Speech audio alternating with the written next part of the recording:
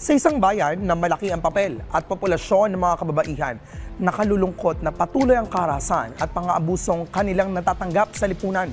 Kaya naman ngayong umaga, pag-usapan natin ang 18-day campaign to end violence against women at kung paano ito makatutulong sa mga kababaihan. So ano pang hinihintay natin? Let's G for G-Turns.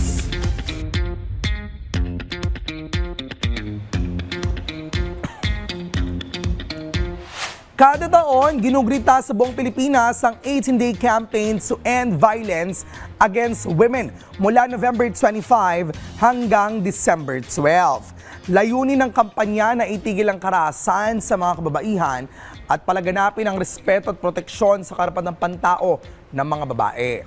Pinangungunahan ito ng Philippine Commission on Women o PCW, katuwang ang iba't ibang ahensya ng gobyerno at lokal na pamahalaan. Anong tinuturing na karahasan laban sa kababaihan? Ang karahasan sa kababaihan ay anumang pisikal, sexual, emotional o financial na pang-abuso sa babae. Tinatawag din itong gender-based violence dahil madalas ay nangyayari ito dahil babae ang biktima. Maaaring mangyari ito sa bahay, sa trabaho, sa lansangan o kahit online. Maraming babae na nakaranas sa pang-abuso ang natatakot, magsumbong o hindi alam kung paano humingi ng tulong. Layunin po ng kampanyang ito, una, ipaalala sa publiko na ang pananakit sa babae ay krimen. Kailangan palakasin ang suporta sa mga biktima ng karahasan. Paliwanag din ang mga batas na nagbibigay proteksyon sa kababaihan, gaya ng Anti-Vowsy Law at Safe Spaces Act. Hikayatin din ang komunidad na makialam at tumulong para maiwasan ang karahasan. Ang activities po para sa ating 18-day campaign to end violence against women, unay pagsusuot ng kulay orange o kahel bilang simbolo ng pakikiisa sa kampanya.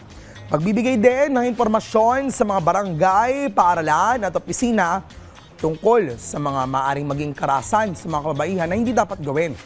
Mga forum at seminar kung saan tinatalakay mga karapatan ng kababaihan at paano maaring humingi ng tulong. Social media campaigns po gamit ang hashtags tulad ng #VowFreePH at #VowToEndVow. Exhibits at contests sa ilang lugar para ipakita ang suporta at pagkamalikain ng kabataan sa laban o laban kontra karahasan. Paano makatutulong bawat isa o publiko sa kampanyang ito? Una, makialam. Kapag may nakikitang pananakit sa babae, i-report agad sa barangay o polis. Dapat din maaksyon ang mga barangay at polis. Pangalawa, makinig at magpakita ng suporta sa mga babaeng dumaranas ng karahasan. Magbahagi din ng impormasyon sa pamilya, kaibigan at social media tungkol sa karapatang pantao ng kababaihan. Sumali sa mga activities ng campaigns sa inyong lugar o online. Maging mabuting halimbawa sa tahanan at komunidad. Irespeto ang babae. Huwag magbiro o manlait ng dahil lang sa kasarian. Ang karahasan sa kababaihan ay problema ng buong lipunan. Hindi lang ng mga babae. Kung lahat tayo ay kikilos, kabataan, matatanda, babae o lalaki, maaari nating wakasan ang pananakit, pang-abuso at diskriminasyon.